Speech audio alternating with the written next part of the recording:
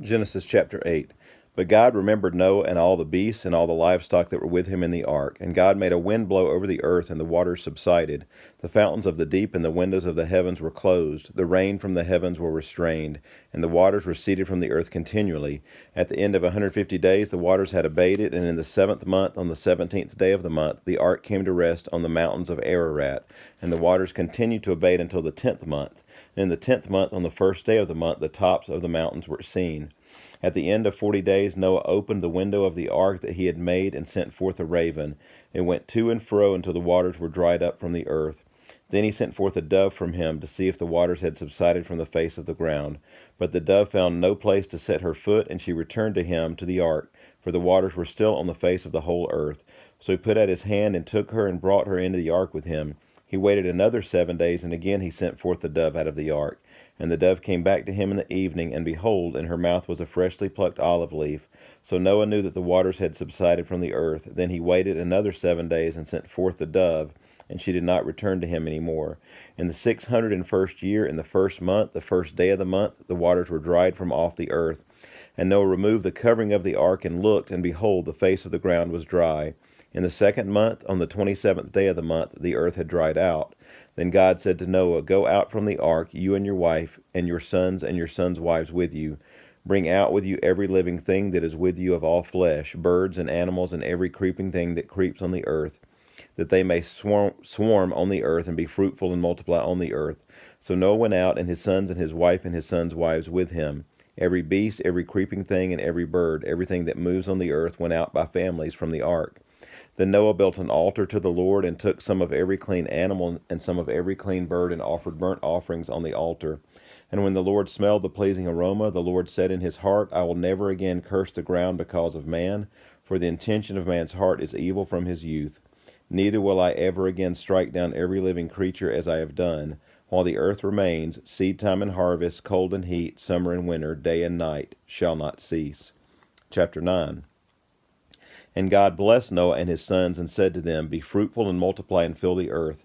The fear of you and the dread of you shall be upon every beast of the earth, and upon every bird of the heavens, upon everything that creeps on the ground, and all the fish of the sea. Into your hand they are delivered. Every moving thing that lives shall be food for you, and as I gave you the green plants, I give you everything. But you shall not eat flesh with its life, that is, its blood. And for your lifeblood I will require reckoning. From every beast I will require it, and from man. From his fellow man I will require reckoning for the life of man. Whoever sheds the blood of man, by man shall his blood be shed, for God made man in his own image. And you be fruitful and multiply, teem on the earth and multiply in it. Then God said to Noah and to his sons with him, Behold, I establish my covenant with you and your offspring after you, and with every living creature that is with you, the birds, the livestock, and every beast of the earth with you, as many as came out of the ark. It is for every beast of the earth. I establish my covenant with you, that never again shall all flesh be cut off by the waters of the flood, and never again shall there be a flood to destroy the earth. And God said, This is the sign of the covenant that I make between me and you and every living creature that is with you for all future generations. I have set my bow in the cloud, and it shall be a sign of the covenant between me and the earth. When I bring clouds over the earth, and the bow is seen in the clouds, I will remember my covenant that is between me and you and every living creature of all flesh. And the water shall never again become a flood to destroy all flesh. When the bow is in the clouds, I will see it and remember the everlasting covenant between God and every living creature of all flesh that is on the earth. God said to Noah, This is the sign of the covenant that I have established between me and all flesh that is on the earth. The sons of Noah who went forth from the ark were Shem, Ham, and Japheth. Ham was the father of Canaan. These three were the sons of Noah, and from these the people of the whole earth were dispersed. Noah began to be a man of the soil, and he planted a vineyard. He drank of the wine and became drunk, and lay uncovered in his tent. And Ham, the father of Canaan, saw the nakedness of his father, and told his two brothers outside. Then Shem and Japheth took a garment, laid it on both their shoulders, and walked backward, and covered the nakedness of their father. Their faces were turned backward, and they did not see their father's nakedness. When Noah awoke from his wine, and knew what his youngest son had done to him, he said, Cursed be Canaan, a servant of servants shall he be to his brothers. He also said, Blessed be the Lord, the God of Shem, and let Canaan be his servant. May God enlarge Japheth, and let him dwell in the tents of Shem, and let Canaan be his servant. After After the flood, Noah lived 350 years. All the days of Noah were 950 years, and he died. Chapter 10. These are the generations of the sons of Noah, Shem, Ham, and Japheth. Sons were born to them after the flood. The sons of Japheth: Gomer, Magog, Madai, Javan, Tubal, Meshech, and Tiras. The sons of Gomer: Ashkenaz, Riphath, and Togarmah. The sons of Javan: Elisha, Tarshish, Kittim, and Dodanim. From these the coastland people spread in their lands, each with his own language, by their clans in their nations. The sons of Ham: Cush, Egypt, Put, and Canaan. The sons of Cush: Seba, Havilah, Sabta, Ramah, and Sabteka. The sons of Ramah: Sheba and Dedan.